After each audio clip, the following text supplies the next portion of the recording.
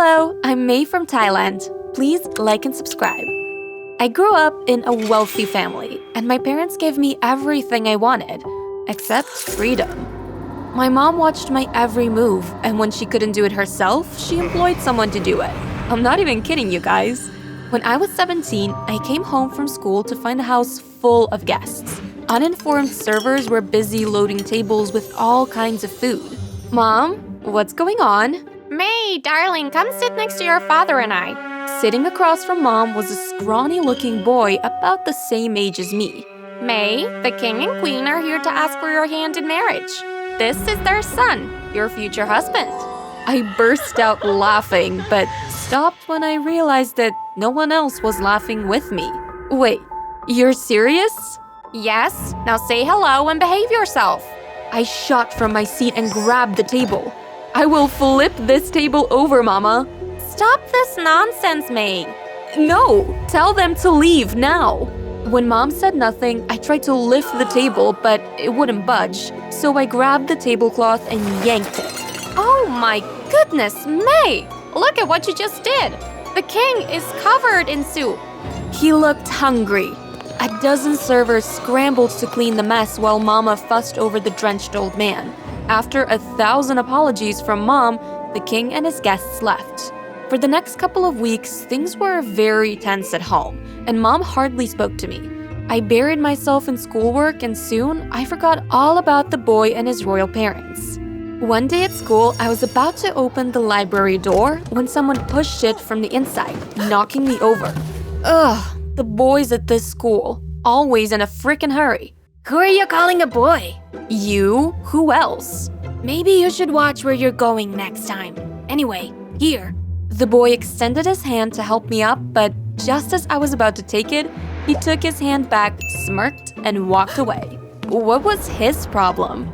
Later that day, I walked into class and found the same boy in my seat.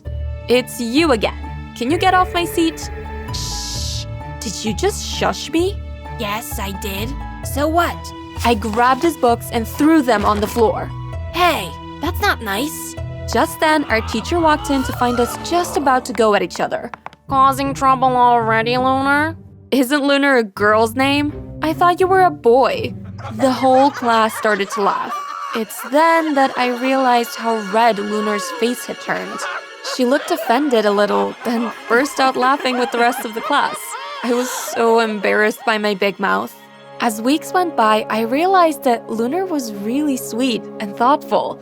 I showed her around and taught her all the things she needed to know about her new environment since it was her first time in Thailand. One day, she put a whoopee cushion on my seat, and when I sat on it, it let out a loud farting sound. The whole class burst out laughing, and so did I. I'd have been offended if it was someone else that pranked me. But honestly, I was starting to become so fond of Lunar, I didn't care what she did. We spent most of our time together, studying and doing our assignments. I even invited her to dinner at my house once, and the whole time, Mama kept a keen eye on her. Poor Lunar was so uncomfortable she never came home with me again. One day, we were in the library doing our homework when I caught Lunar staring at me and smiling. What are you staring at? You're so beautiful. I blushed and tried to ignore her, but she moved closer to me. What was she doing? I got my answer when she leaned in and kissed me. I'd never kissed a girl before, so I was really nervous. After our kiss, Lunar asked me to be her girlfriend, and when I said yes, she let out a squeal and kissed me again. Just then, someone cleared their throat behind us. Scrawny boy? My name is David. What are you doing here? I'm here for you, but I see you're busy kissing someone else. I don't think your mother would approve of this. Wait, what's going on here? This is none of your business. Excuse me? My girlfriend is my business. She's not your girlfriend. She's engaged to me. Lunar turned to me, a shocked look on her face. Is this true? Kind of, but it's complicated. Unbelievable. Lunar stormed out and I ran after her, begging her to let me explain, but she walked away angrily. To make things worse, David told me he'd be attending school with me. When I got home that day, I went straight to Mama. You had Scrawny Boy transferred to my school, didn't you? He has a name, May. Learn to use it, since he will be your husband one day.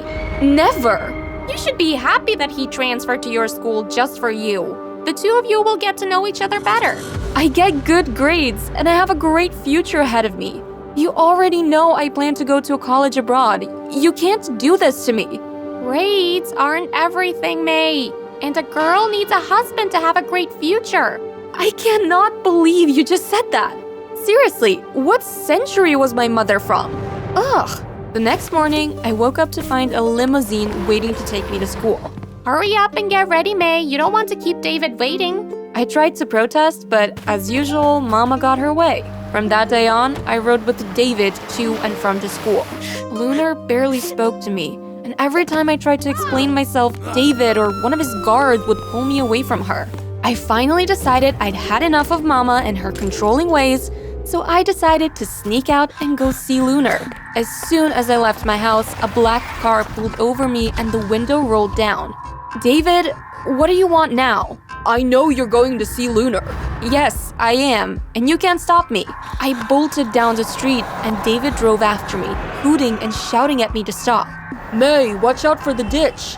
I didn't see the ditch until it was too late. I tried to dodge it, but I slipped and fell, rolling a few times before landing at the bottom of the ditch.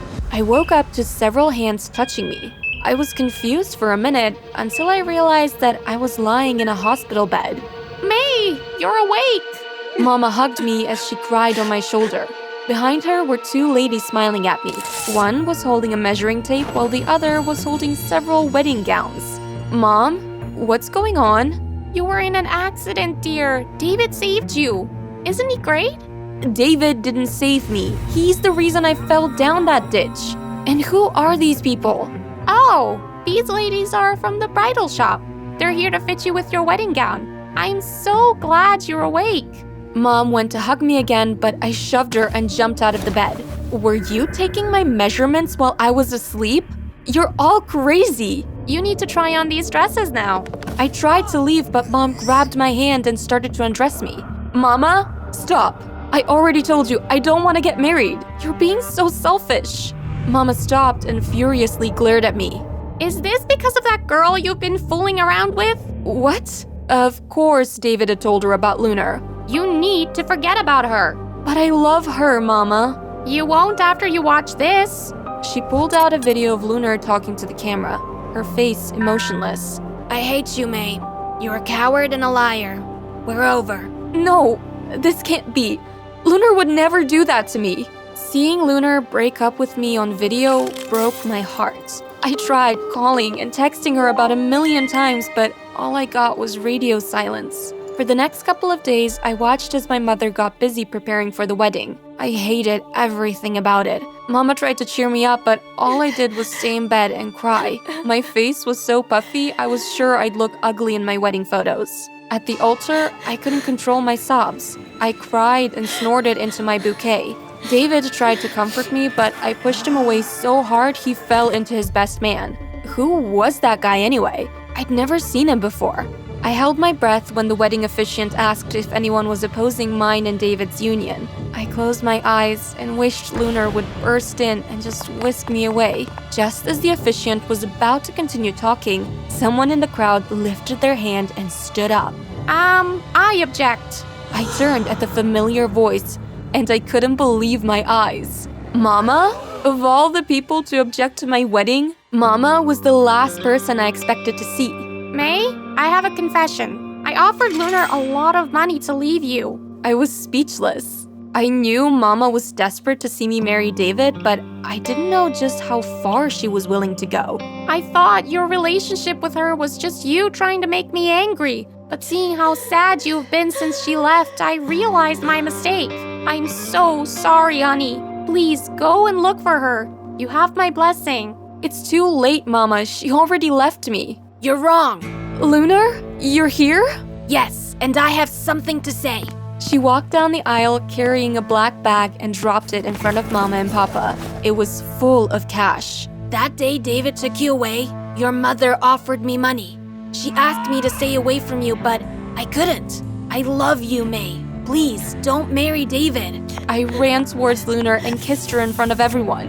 Cheers erupted around us as I hugged her tightly. I guess the wedding's canceled. Even more cheers and hoots as Mama and other people swarmed around us. So, what do you girls think about a June wedding? Mama, would you stop? You're embarrassing me in front of Lunar. We all laughed and hugged each other. I'd never been happier. Our love won.